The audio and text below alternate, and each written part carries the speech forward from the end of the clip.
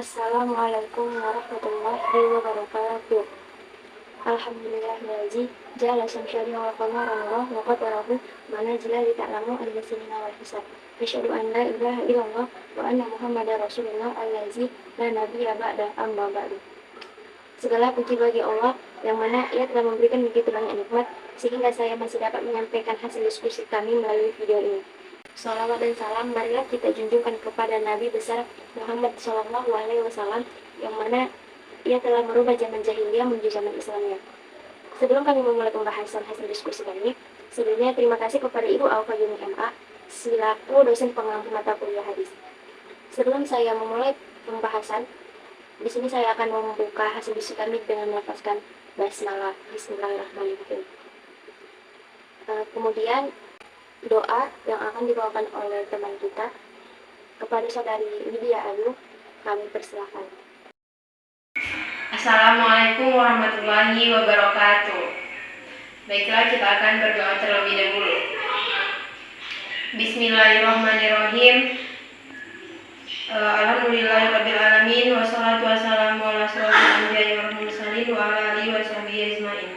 Raditu billahi rabba wa bi islami dinan wa bi Muhammadin nabiyya wa rasulah. Rabbana zidna ilman warzuqna fahman wa amalan sholihan. Amin ya rabbal alamin. Terima kasih kepada saudari. Kemudian masuk ke pembahasan hadis pertama yang akan disampaikan oleh saya sendiri. Hadis tentang istiqomah dan iman. Bismillahirrahmanirrahim.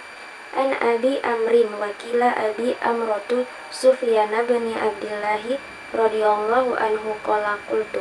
Yang artinya dari Abu Amir, ada yang menyebutnya Abu Amr Sufyan bin Abdullah radhiyallahu anhu berkata, Ya Rasulullah, qul lil Islam. Wahai Rasulullah, katakan kepadaku suatu ungkapan tentang Islam.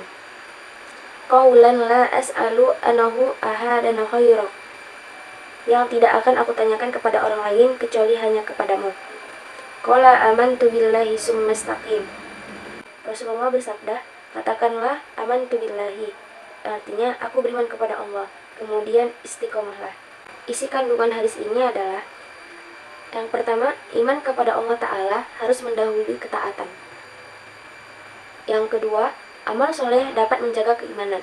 Yang ketiga, iman dan amal soleh keduanya harus dilaksanakan. Yang keempat, istiqomah merupakan derajat yang tinggi. Yang kelima, keinginan yang kuat daripada sahabat dalam menjaga agamanya dan merawat keimanannya. Yang terakhir itu, isi kandungannya adalah perintah untuk istiqomah dalam tauhid dan ikhlas beribadah hanya kepada Allah semesta hingga mati. Di sini kalimat katakanlah suatu perkataan dalam Islam yaitu dalam syariat Islam. Kalimat suatu perkataan yang aku tidak perlu bertanya tentangnya kepada seorang pun selainmu. Maksudnya kalimat tersebut sangat berbeda. Kalimat tersebut sudah didefinisikan. Sifat kalimat tersebut ja'ami dan ma'ani. Ja'ami dan ma'ani artinya memasukkan semua yang tercakup di dalamnya dan mengeluarkannya yang tidak tercakup di dalamnya. Beriman kepada Allah itu terkait dengan amalan hati, sedangkan kemudian istiqomahlah. Berarti istiqomah dalam ketaatan termasuk amalan jawariyah atau anggota badan. Faedah hadis tersebut ialah para sahabat sangat semangat dalam mencari ilmu. Hal ini dibuktikan dengan semangatnya mereka dalam bertanya. Yang kedua, Sufyan bin Abdillah Ats-Tsaqi menanyakan perkara yang penting karena sudah cukup tanpa perlu ditanyakan kepada selain Nabi Shallallahu Alaihi Wasallam.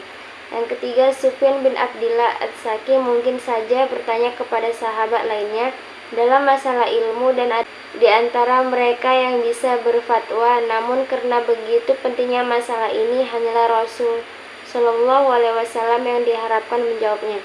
Dan yang keempat, Nabi Shallallahu Alaihi Wasallam dikaruniakan jawami'ul kalim, yaitu kalimat yang meringkas namun syarat makna. Dan ini tercakup dalam dua kalimat dalam hadis ini, yaitu aku beriman kepada Allah. Berikutnya cara untuk istiqomah. Yang pertama, mencari teman bergaul yang soleh. Yang kedua, rajin hadiri majelis ilmu. Dan yang ketiga, memperbanyak doa kepada Allah. Hadis berikutnya yang akan disampaikan oleh Widya. Kepada Widya saya persilahkan. Baiklah, saya akan melanjutkan hadis selanjutnya, yaitu jalan menuju surga. Bismillahirrahmanirrahim. An Abi Abdillah Jabirini Abdillah Al-Ansari radhiyallahu anhuma. Dari Abu Abdullah Jabir bin Abdullah Al-Ansari radhiyallahu anhuma. Jadi Nabi ini memiliki dua orang sahabat yang bernama Jabir bin Abdullah. Keduanya ini sama-sama orang Ansar dan sama-sama dari Bani Salamah.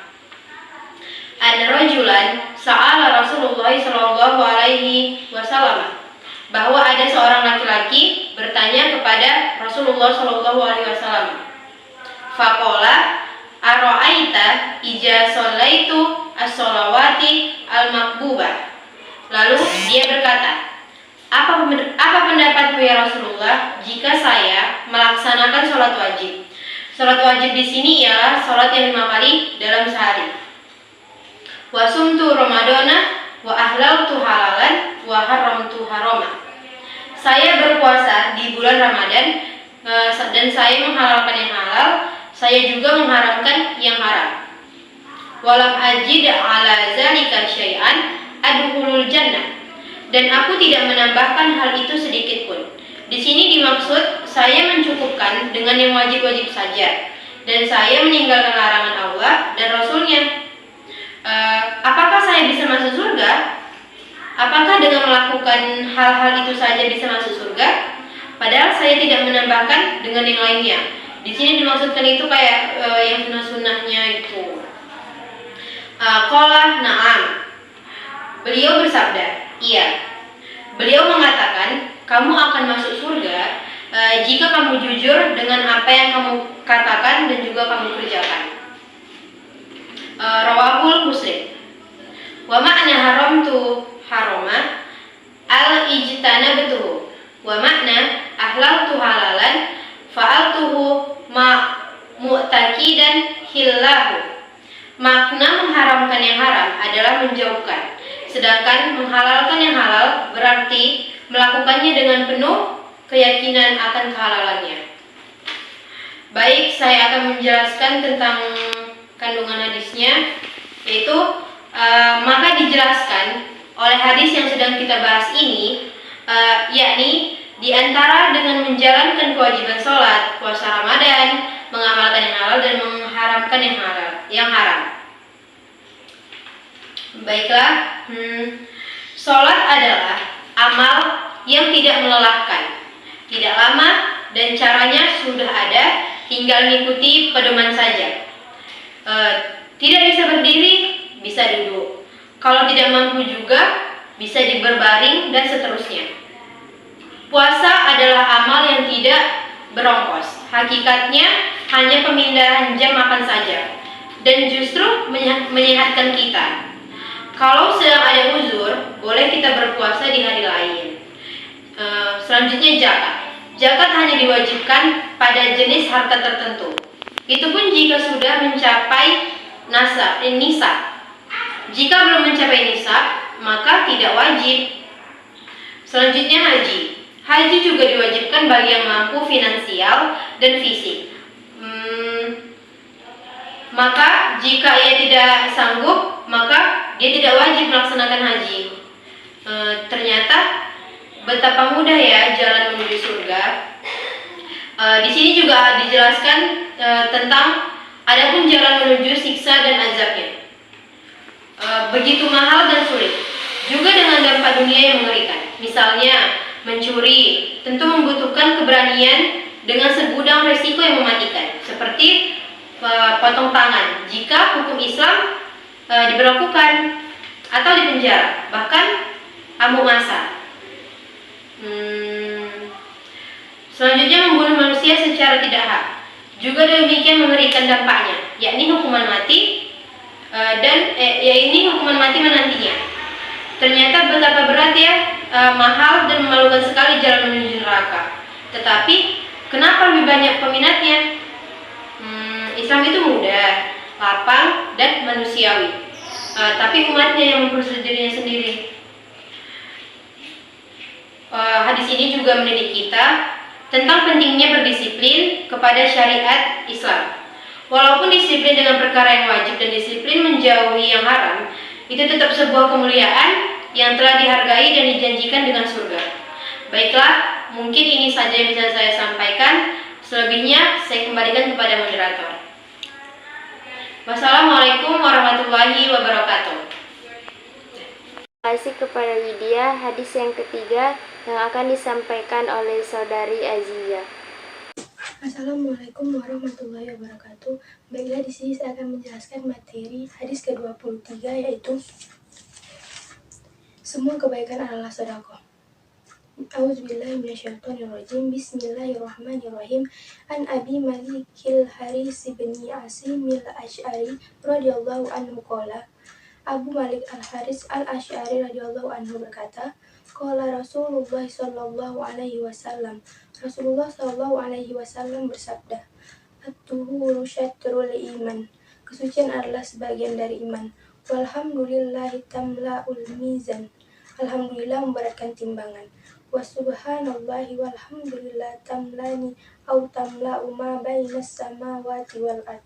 Subhanallah walhamdulillah memenuhi ruangan antara langit dan bumi. Wassalatu nurun. Salat adalah nur atau cahaya. Wassodaqatu burhan. Sedekah adalah burhan atau bukti nyata. Wassabru dia. Sabar adalah pelita. Wal Qur'anu hujjatul laka au alaika. Al-Quran adalah hujjah atau pedoman bagimu dan atasmu. Kullun nasi yaudu fabai'un nafsahu famu'tikuha au mubikuha. Semua orang bekerja sampai ada yang menjual dirinya sehingga ia menjadi merdeka atau malah celaka. Baiklah, adapun penjelasan dari hadis ini, yaitu yang pertama, at-tuhuru syatrul iman. Kesucian adalah sebagian dari iman. Bersuci yang dimaksud adalah meninggalkan kesyirikan, dosa dan maksiat serta berlepas diri darinya. Bisa pula diartikan bersuci di sini dengan wudu untuk sholat, karena wudu adalah syarat sah sholat. Subhanallahi walhamdulillahi tamlani au tamla'u ma bainas samawati wal ard. Subhanallah walhamdulillah memenuhi ruangan antara langit dan bumi. Maksudnya, kalimat subhanallah walhamdulillah merupakan kalimat yang ringan diucapkan lidah, namun pahalanya memenuhi langit dan bumi.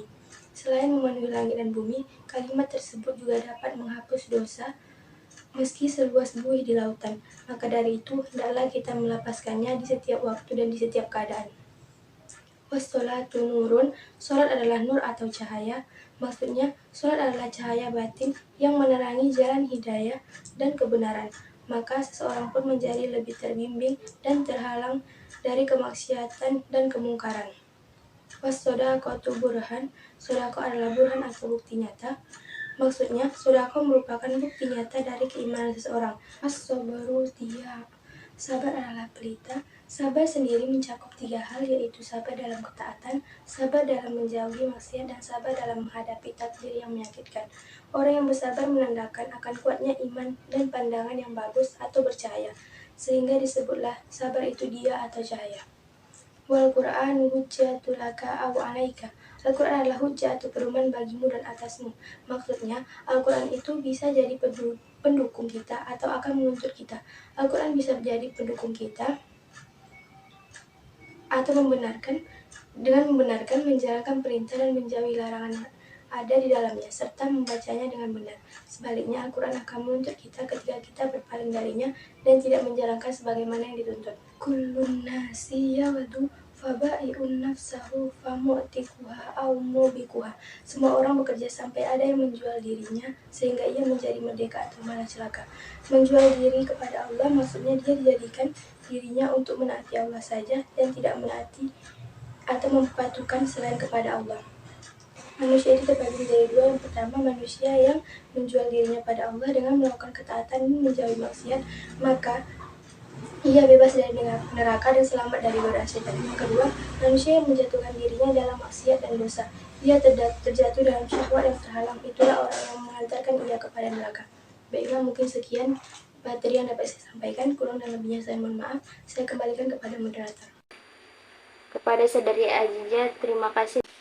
Mungkin cuma sampai sinilah pembahasan dan penjelasan hadis yang dapat kami sampaikan. Saya selaku moderator ingin meminta maaf bila ada kesalahpahaman cara penyampaian dan penjelasan dari kami. Sekian, Dari kami, Birul Kalam, Assalamualaikum warahmatullahi wabarakatuh.